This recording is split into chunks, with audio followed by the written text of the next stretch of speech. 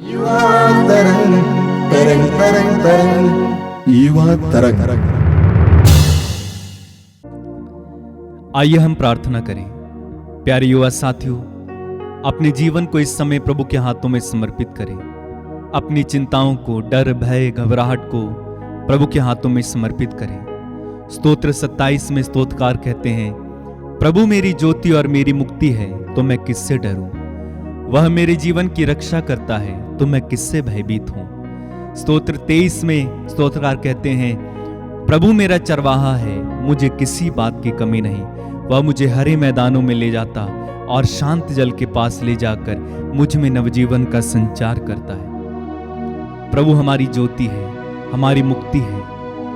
प्रभु हमारे जीवन की रक्षा करता है। प्रभु हमारा भला चरवाहा है, तो हम क्यों डरें। यिर्मयाह के ग्रंथ में अध्याय 29 वाक्य 11 में प्रभु कहते हैं, तुम्हारे लिए निर्धारित अपनी योजनाएं मैं जानता हूं, तुम्हारे हित की योजना, अहित की नहीं। आइए अपने आप को प्रभु के हाथों में दें और विश्वास करें कि प्रभु हमारे साथ हैं। विश्वास करें कि प्रभु हमारी चिंता करते हैं। विश्वास करें कि प्रभु मेरी ज्योति और मुक्ति है, मुझे किसी बात का भय नहीं, मुझे किसी बात की चिंता नहीं। अपने आप को प्रभु के हाथों में दें। अब प्रभु से कहिए, प्रभु मैं विश्वास करता हूं तू मेरे साथ है। जीवन की कठिन परिस्थितियों में तू मेरे साथ है। हर क्षण हर पल तू मेरे साथ है। दुख संकट में, अशांत जीवन में तू मेरे साथ है। जब मेरा मन दुर्बल हो जाता है, तू मुझे आशा देने आता है। निराशा में तू मेरी आशा है। मैं तुझ पर विश्वास करता हूं, तू मेरी ज्योति है। मैं तेरी आराधना करता हूं, तेरी स्तुति करता हूं, तेरी महिमा गाता हूं। हे प्रभु, मैं अपने आप को तेरे चरणों में समर्पित करता हूं। मुझ पर दया करना, मेरे जीवन के संघर्षों में मेरा साथ देना। मुझे ले चल जहां तू चाहे, मुझ पर दया कर। तेरी आराधना, तेरी महिमा। मेरे भाई, मेरी बहन, मैं इस सुंदर गीत को आपके सामने इस समय गाऊंगा।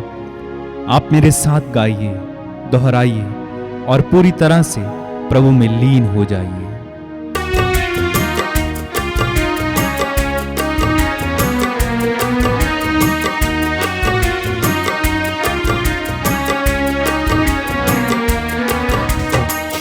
यीशु मेरा जीवन, यीशु मेरा रक्षक, तब मैं किस से डरूं।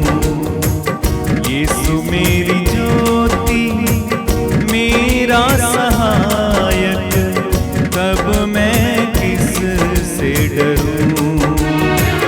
यीशु मेरा जीवन, यीशु मेरा रक्षक, तब मैं किस से डरूं। यीशु मेरी ज्योति, मेरा सहायक, तब मैं किस से डरूं। यीशु मेरा चरवाहा, उसकी हूँ भेड़ में, तब मैं किस से डरूं। तब मैं किस से डरूं। यीशु मेरा जीवन, यीशु मेरा रक्षक, तब मैं किस से डरूं। यीशु मेरी ज्योति, मेरा सहायक, तब मैं किस से डरूं। दुख संकट में, अशांत जीवन में, यीशु आया मुझे शांति दिलाने।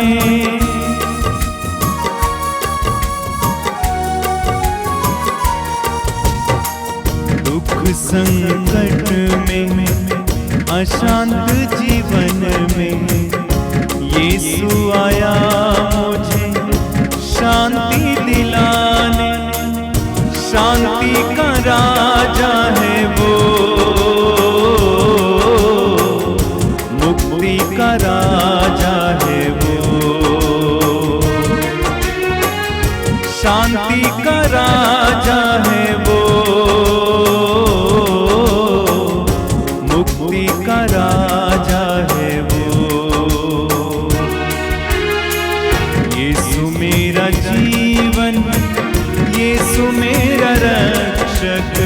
तब मैं किस से डरूं।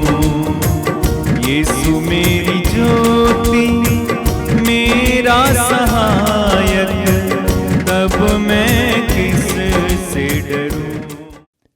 सभी युवा तरंग के सदस्यों को और दर्शकों को जय यीशु। मैं आपका हार्दिक स्वागत करता हूं। इस कार्यक्रम में छोटा कार्यक्रम है, लेकिन मैं सोचता हूं कि आपके लिए प्रेरणा का माध्यम है। ये आपका कार्यक्रम है, युवाओं का कार्यक्रम है, इसीलिए मैं आपसे अनुरोध करूंगा अधिक से अधिक युवाओं को इसके साथ जोड़ दें। इस संसार में आज आधुनिक युग में रिश्तों में कितना खरास आया है, कितनी दरारें आई हैं। पति पत्नी के रिश्ते में, माँ बाप और बच्चों के रिश्ते में, भाई बहन के रिश्ते में, और विशेष करके आज के ज़माने में देखने को मिलता है सास बहू के बीच में बहुत ज़्यादा खरास आ गया है। कितनी शादियां इसी के कारण टूट जाती हैं। ऐसे में बाइबल के रूत की कहानी एक बहुत सुंदर नमूना है हमारे लिए। आज रूत के बारे में आपको समझाएंगी बहन फाल्गुनी। ध्यान से सुनिए। प्रभु को धन्यवाद और ईश्वर की स्तुति हो। मुझे सुनने वाले ख्रिस्त में सभी प्रिय भाइयों और बहनों को हम यीशु के नाम से आपका अभिवादन करते हैं। आज हम एक ऐसे समाज में, एक ऐसे समय और ऐसे युग में जी रहे हैं जहाँ पर स्वार्थीपन, मतलबीपन इसका बोलबाला है। सब लोग लालच या अपने फायदे और मुनाफे से प्रेरित होकर कार्य करते हैं। उनका रवैया, उनका व्यवहार, उनका आदान प्रदान लगता है जैसे इन्हीं बातों से प्रेरित किया गया है। और अनेकों बार ऐसा भी प्रतीत होता है कि जैसे प्रेम, अपनापन, भाईचारा, स्नेह, एकता, ये सारे केवल शब्द मात्र रह गए हैं। इनको वास्तविक जिंदगी में अनुभव करना दुर्लभ जैसा हो गया है। प्रतीत ऐसा होता है कि प्रभु यीशु की भविष्यवाणी जो उन्होंने कयामत के दिन के लिए की थी, उनके जो वचन हैं वो जैसे चरितार्थ हो रहे हैं। मत्ती के सुसमाचार में प्रभु यीशु ने कहा, अधर्म बढ़ने के कारण लोगों के हृदय में प्रेम का क्षय हो जाएगा, और जब प्रेम घट जाता है, दिलों में प्यार नहीं रहता, तो रिश्तों में तनाव आ जाता है, रिश्तों में टूटापन आ जाता है।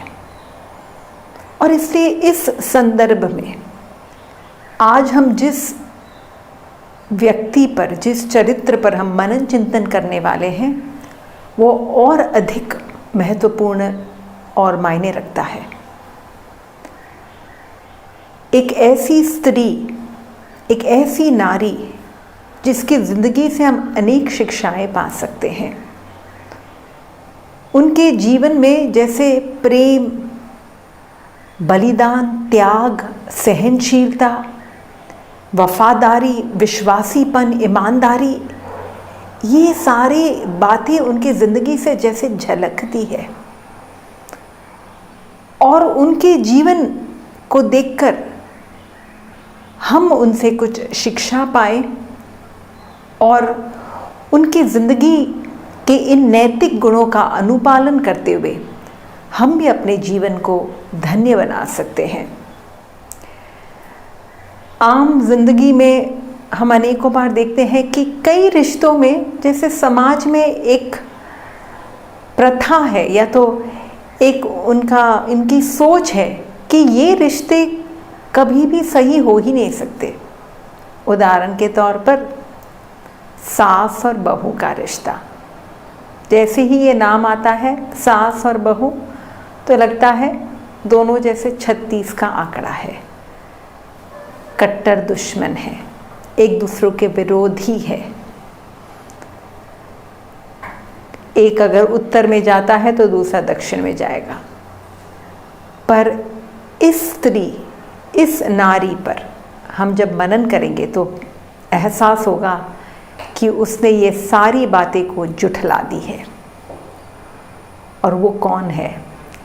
पुराने विधान में जिसके नाम पर एक ग्रंथ है, छोटा सा ग्रंथ है, ग्रंथ का नाम है रूत। और वो ग्रंथ, उसकी छाया हम नए विधान में भी देखते हैं। हालेलुया। आइए तनिक हम इस ग्रंथ को संक्षेप में देखें। यूदा के बेथलेहम का एक व्यक्ति अपने परिवार सहित, पत्नी और 2 पुत्रों सहित मोआब देश चले आते हैं अकाल के कारण। मोआबी परिवार के पृष्ठभूमि को हम थोड़ा समझें। मोआबी वंश कहाँ से पैदा होता है?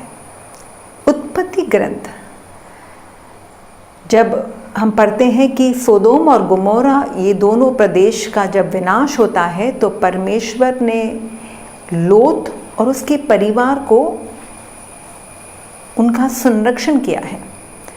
पर लोत की पत्नी पीछे मुड़कर देखने के कारण नमक का खंभा बन जाती है और उसके पश्चात लोत केवल अपनी दोनों पुत्रियों के साथ एक नगर में बस जाता है। दोनों पुत्रियों ने अपने वंश को आगे बढ़ाने के लिए उन्होंने कौटुंबिक व्यभिचार किया, अपने ही पिताजी के साथ उन्होंने रिश्ता जोड़ा और उन दोनों बेटियों से जो 2 पुत्र होते हैं उसमें से जो ज्येष्ठ पुत्री है उसका बेटा है मोआब। तो यही वंशावली है।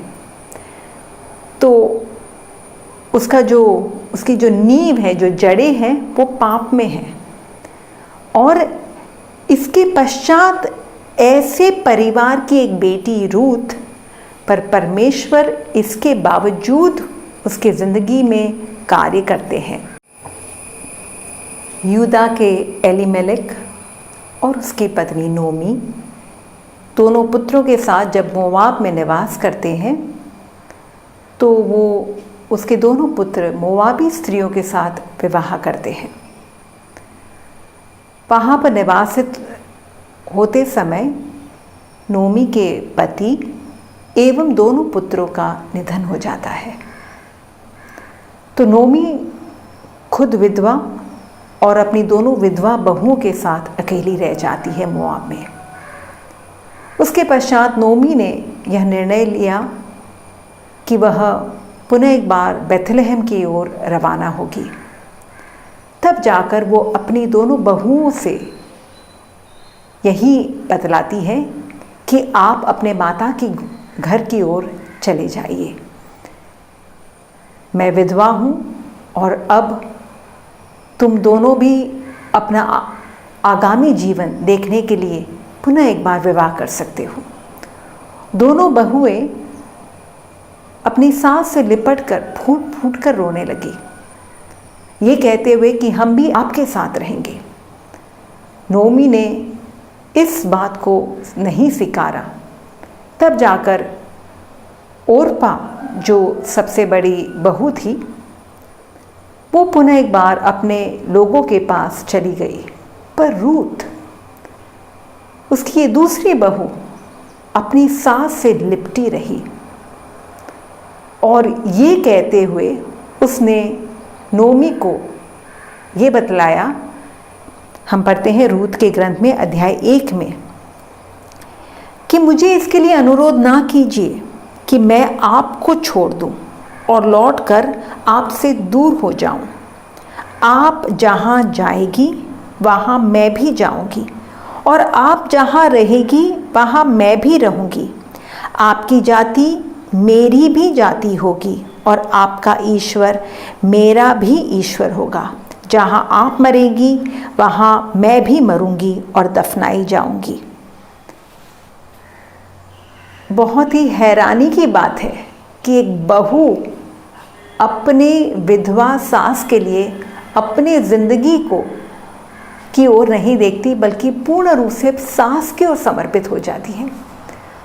ये भी समझना है कि रूथ मोआबी है, यानी अपने देश, अपना कुल, अपनी जाति, अपने रीति रिवाजों को छोड़कर एक नए प्रदेश में जा रही है, तो उसके लिए एक नया माहौल होगा। पर इसके पश्चात वो अपनी सास के प्रति उसकी जो प्रतिबद्धता है, उसकी जो वफादारी है, उसका जो लगाव है, वो नहीं छोड़ती। आज की तारीख में अगर ये घटना घटती तो बहू क्या सोचती? अच्छा हुआ कि अब मैं स्वतंत्र हो गई, मैं अपने तरीके से जी सकती हूँ। बल्कि आज तो कई बहुएं ऐसे भी कहती हैं कि मुझे कदापि अपने सास के साथ नहीं जीना है। पति के साथ ये शर्त लगाती है, या तो आपकी माँ या तो मैं। आज अनेक घरों में एकता नहीं है, साथ में मिलकर जी नहीं सकते। कितने घरों में फूट आ रही है क्योंकि सास बहू साथ में नहीं रह पा रहे। पर यहाँ पर देखिए, एक अलग ही प्रकार का चित्र हमें दिखाई देता है। रूथ ने कितना बलिदान दिया है। वो अपनी सास को छोड़ने के लिए नहीं, बल्कि सास के साथ रहने के लिए जोर दे रही है, आग्रह कर रही है। और उसने ये कदम किस भावना से प्रेरित होकर किया? उसने केवल अपनी विधवा सास का दुख देखा और उस दुख में उसे अकेला छोड़ना सही नहीं लगा। यानी पड़ोसी के प्रति उसका प्यार, और यह प्यार उसने अपनी जिंदगी में दर्शाया है। प्यार उसने चरितार्थ किया है अपने बलिदान से। वो स्वार्थी नहीं बनी, बल्कि निस्वार्थ भावना से अपनी सास की सेवा करने के लिए तैयार थी। आप जो बोओगे वही फल पाओगे। उसने प्रेम बोया और आगे चलकर हम देखते हैं कि उसके प्रेम का फल उसे जरूर प्राप्त हुआ है। उसका जीवन बसा है। उसने अपनी सास के साथ बसने के लिए तैयार हो गई, तो प्रभु ने उसका भी जीवन बसाया है। जो बोओगे वही तो फल पाओगे। पड़ोसी के प्रति जो उसने जो प्यार प्रकट किया है, जो शिक्षा प्रभु यीशु की है। प्रभु यीशु ने कहा, एक दूसरे को प्यार करो जैसे मैंने तुम्हें प्यार किया। प्रभु यीशु का प्यार बलिदान का प्यार था, त्याग का प्यार था, कुर्बानी दर्शाते हुए उन्होंने प्यार प्रकट किया है। तो ठीक वैसे ही रूथ अपनी सास के साथ उसके पैसों के कारण या उसका अच्छा घर बार या ठाट बाट के कारण नहीं जी है। नहीं, उसने केवल प्रेम से अपने सास का साथ दिया। पुराने विधान में हम अनेक स्त्रियों के बारे में देखते हैं जिनका जमता नहीं। सारा और हगार को देख लीजिए, लिया और रेचल को देख लीजिए, दोनों बहनें, कितना जलन था, ईर्ष्या थी। मिरियम और मूसा की पत्नी को देख लीजिए। और इन चरित्रों को देखते हुए ये दोनों का अगर हम चरित्र देखें, नोमी और रूथ का जो संबंध है, कितना सुंदर संबंध। और वो सास भी अपनी बहू के प्रति कितनी, उसका व्यवहार कितना सद्व्यवहार था। वो भी चाहती थी कि उसकी बहू का घर बस जाए। वो बहू का घर तोड़ने के लिए तत्पर नहीं है, बल्कि उसको बसाने के लिए, और उसके लिए कितनी वो चेष्टा करती है। आगे चलकर उसके ही प्रेरणा से रूथ का परिवार बसता है। बोआज नाम के एक व्यक्ति से, इजरायली यहूदी व्यक्ति से उसकी शादी बनाई जाती है। तो इससे हम क्या शिक्षा पाते हैं? प्रभु इस ग्रंथ के द्वारा, इस कहानी के द्वारा हम पर यह प्रकट करना चाहते हैं कि जब परमेश्वर हमारे जीवन में, विशेषकर पारिवारिक जो संबंध है, हर एक पारिवारिक संबंध में एक परमेश्वर की योजना है और परमेश्वर उन संबंधों के द्वारा हमारे जीवन में आशीष देना चाहता है। कई बार परिस्थिति ऐसे प्रकट होती है कि वो हमारे विपरीत जा रहा है, हमारे विरुद्ध जा रहा है, पर जब हम अपने स्वार्थ या अपने मतलब को आगे ना रखते हुए ईश्वरीय इच्छा को, ईश्वरीय बातों को, ईश्वरीय मार्गों पर चलने के लिए हम जब कदम उठाएंगे तो ज़रूर ईश्वर उन रिश्तों में भी हमारे जीवन में कुछ भला करेंगे, हमारा कल्याण करेंगे। सब बातों में परमेश्वर हमारा कल्याण ही करते हैं। हमारे रोजिंदा जीवन में अनेक रिश्तों में कई बातें आती है। कई लोग ज़िद्दी होते हैं, कई लोग घमंडी होते हैं, कई लोग ईर्ष्या करते हैं और ऐसे संबंधों को में अनेक बार हम ये कहते हैं हम जैसे के साथ वैसा व्यवहार करेंगे। हम प्रभु की इच्छा को या प्रभु की शिक्षा पर चलने के लिए तैयार नहीं हैं, हम त्यागने को तैयार नहीं हैं। हम भी अपना स्वार्थ ढूंढते हैं, अपना मतलब ढूंढते हैं। पर जब हम दूसरों को लाभ देने के लिए, दूसरों का थोड़ा आराम देने के लिए हम अपना आत्मत्याग, अपनी इच्छाओं की कुर्बानी करते हुए भी जब हम दूसरों के लिए कोई कार्य करेंगे, क्या वो कुर्बानी प्रभु नहीं देखता? शायद कोई देखे या ना देखे, मैं यकीनन कहती हूँ वो परमेश्वर जिसकी आंखें 10,000 सूर्य से भी ज़्यादा तेजमयी है, वो देख रहा है। जिसने विधवा के 2 फूटी कौड़ी को देखा है, क्या वो नहीं देखेगा कि आप कितना तन मन आत्मा से, शरीर से, धन से भी आप बलिदान दे रहे हो दूसरों के लिए, उनकी सेवा करने के लिए, उनकी शुश्रूषा करने के लिए। प्रभु यीशु का ये वादा है, उनका वचन है। मत्ती के सुसमाचार में अध्याय 19 वचन 29 में पेतरुस ने जब सवाल पूछा कि हमने जब आपके लिए सब कुछ छोड़ा है तो हमें क्या प्राप्त होगा, तो यीशु ने क्या कहा? और जिसने मेरे लिए घर, भाई बहनों को, माता पिता, पत्नी, बाल बच्चों अथवा खेतों को छोड़ दिया है, वह 100 गुना पाएगा और अनंत जीवन का अधिकारी होगा। देखिए, परमेश्वर के लिए हमने कुछ छोड़ा है, उनके वचनों को बनाए रखने के लिए, उनकी शिक्षा पर चलने के लिए हमने कुछ छोड़ा है, तो प्रभु हमें कभी भी खाली हाथ नहीं छोड़ेंगे। रूत की जिंदगी से तो ये प्रकट हो जाता है। उसने अपने कुल को, अपने वंश को, अपने देश को छोड़ा और उसका जीवन खुद प्रभु ने बसाया है। और अनेकों बार हम ये सोचते हैं कि जिन लोगों के साथ हमारा नहीं जमता, हमको लगता है कि परमेश्वर को भी उनका ख्याल नहीं है, परमेश्वर भी उनकी ओर नहीं देखते होंगे क्योंकि हमें उनके साथ नहीं बनता। पर ये बात गलत है। कई बहुओं की ये मान्यता है कि मेरी सास इतनी कपटी है या कुटिल है तो प्रभु उसकी ओर क्यों देखेंगे? नहीं, परमेश्वर के लिए हर एक व्यक्ति कितना महत्वपूर्ण है। हर एक व्यक्ति का जो उनका जो मूल्य है प्रभु की दृष्टि में महान है। तुम मेरी दृष्टि में महत्व रखते हो, प्रभु कहता है। तो प्रभु ने नोमी सास के दुख को भी देखा और उस सास के दुख को प्रभु वहाँ सांत्वना देने के लिए प्रभु ने रूत को भेजा है। तो नोमी की ज़िंदगी से भी हमें कुछ सीखना है। जब वो अपने आप को कहती है कि वो अपना नाम मारा कह के बुलाती है कि प्रभु ने मुझे मारा है। प्रभु ने मारा नहीं, प्रभु कभी मारता नहीं। प्रभु जो मरा हुआ है उसको नया जीवन देता है, उसको बनाता है। बल्कि उसकी दृष्टि उस व्यक्ति की ओर नहीं थी, रूत की ओर नहीं थी, जो उसके ज़िंदगी में एक नया दौर लाने वाली है। इसलिए हम किसी को भी अपने विरुद्ध ना देखें, बल्कि हर एक व्यक्ति में हम देखें कि परमेश्वर का आशीष है। हर संबंध ईश्वर की योजना से हमारी ज़िंदगी में आया है।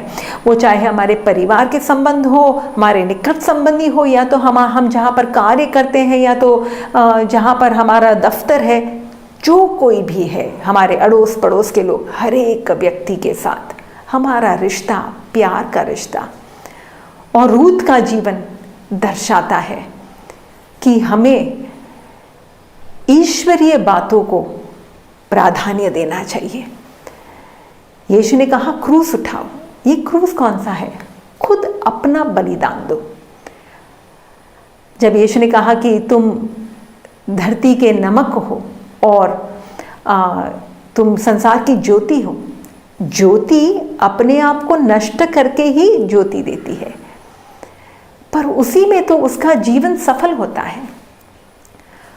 तो हम इस ग्रंथ से और विशेषकर रूथ के ज़िंदगी से, उसके जीवनी से हम ये शिक्षा पाए।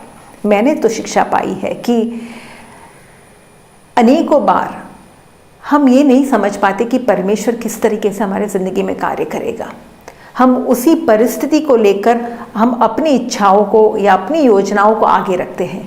पर जब हम ईश्वर की ओर देखेंगे, रूथ ने ईश्वर की ओर देखा कि तुम्हारे ईश्वर मेरे ईश्वर हो जाएंगे, उसने ईश्वर की ओर दृष्टि की, तो ईश्वर ने उसको निराश नहीं छोड़ा, बल्कि उसे आनंदित किया है। तो आइए हम भी अपने रिश्तों में प्यार को प्राधान्य दें। हम सब कुछ करें, पर अगर प्रेम नहीं है, जैसे संत पौलुस ने कहा, सब कुछ व्यर्थ है। प्रेम के बिना हम यीशु के शिष्य कदापि नहीं बन सकते। प्रेम ही के द्वारा हम ईश्वर की संतान हो सकते हैं। संत योहन बताते हैं अपने पत्र में, the one who does not love is not a child of God. ईश्वर हमें प्रेम करते हैं धर्मी और अधर्मी को, यानी हमारे वर्ताव या हमारे वर्तनों पर उनका प्रेम निर्भर नहीं है। तो रूथ ने किस तरीके से, वो भी कह सकती थी कि मेरी माँ तो बहुत, मेरी सास तो दुखी है, वो डिप्रेशन में है, वो तो बहुत कुड़कुड़ाती है, वो हर बार नेगेटिव ही सोचती है, वो ऐसा कह सकती थी। पर नहीं, उसने यही जाना, मुझे अपने सास को के साथ रहना है। मुझे सुनने वाले सभी ईश्वर के प्रिय संतानों, मैं जानती हूँ और यकीनन कह सकती हूँ कि हम सबों के रिश्तों में कुछ ना कुछ अनबन होता होगा, कोई मतभेद, कहीं पर तनाव। पर अगर हम वो एक व्यक्ति बन जाए जो ईश्वर की बातों को अपने सामने रखकर ईश्वर की शिक्षा के अनुसार चलने के लिए केवल देने के लिए तैयार है। प्रेरित चरित्र में लिखा है, it is better to give than to receive. जब आप दूसरों के लिए देने को तैयार हो, ये जान लीजिए जो देगा उसी को दिया जाएगा। जब आप दूसरों के लिए दोगे तो ईश्वर जरूर आपकी भरपाई करेगा। दो और तुम्हें दिया जाएगा, हिला हिलाकर, दबा दबा कर दिया जाएगा। तो हम जब घर में एकता बनाए रखने के लिए, अड़ोस पड़ोस में प्यार का माहौल बनाए रखने के लिए जो छोटे छोटे हम कुर्बानियां दे रहे हैं, अपनी इच्छाओं का गला भी चाहे घोट रहे हैं, तो भी जान लीजिए आखिर में हम फायदे में ही रहेंगे, क्योंकि हमारे ये छोटे बलिदानों से ईश्वर का राज्य आ रहा है। ईश्वर का राज्य हमारे घर परिवार में आ रहा है और हमारे घर परिवार के लोगों की मुक्ति हो रही है। तुम यीशु में विश्वास करो। यीशु में विश्वास करने का मतलब क्या है? यीशु की बातों को पर के अनुसार चलना। और यीशु ने अपने जिंदगी से केवल प्रेम ही दिखाया है।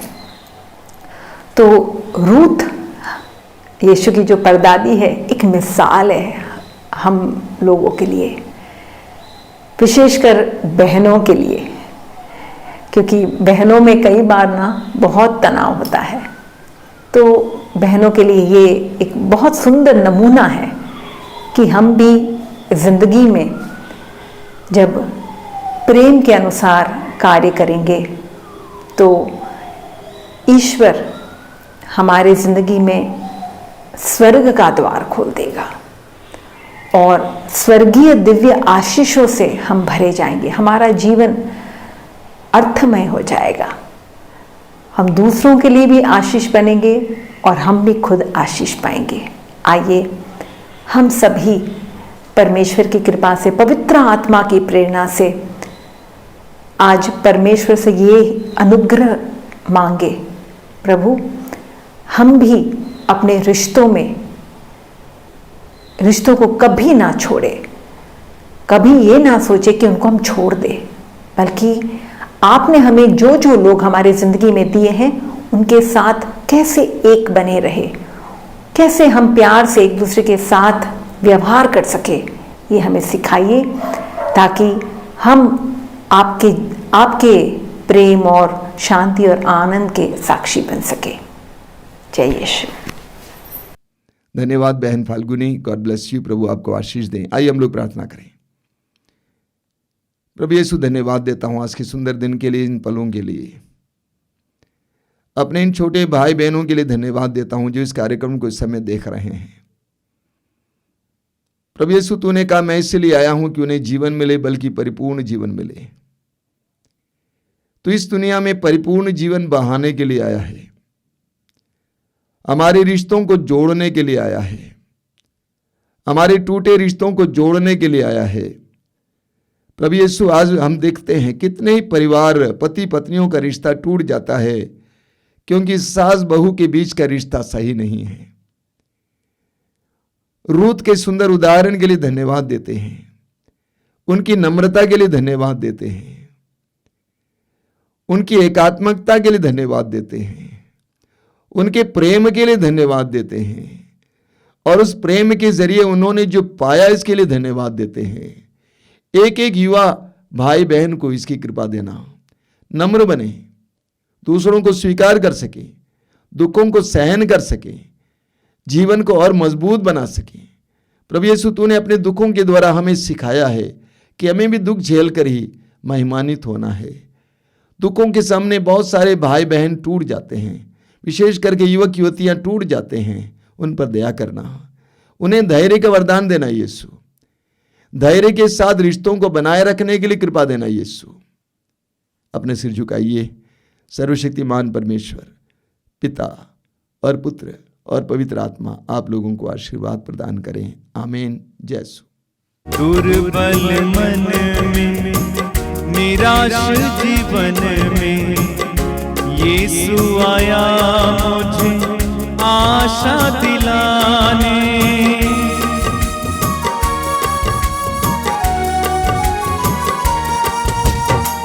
दुर्बल मन में, निराश जीवन में, यीशु आया मुझे आशा दिलाने।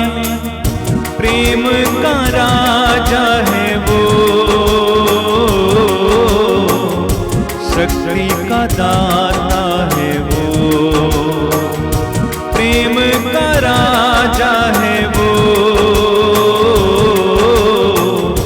शक्ति का दाता है वो।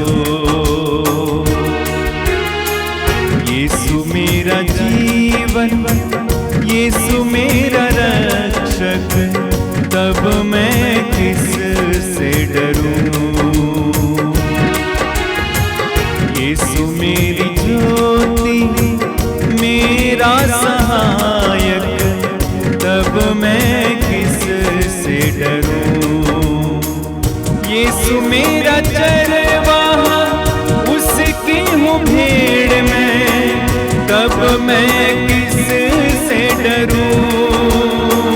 यीशु मेरा चरवाहा, उसकी हूँ भेड़ में, तब मैं किस से डरूं। तब मैं किस से डरूं। यीशु मेरा यीशु मेरा रक्षक, तब मैं किस से डरूं।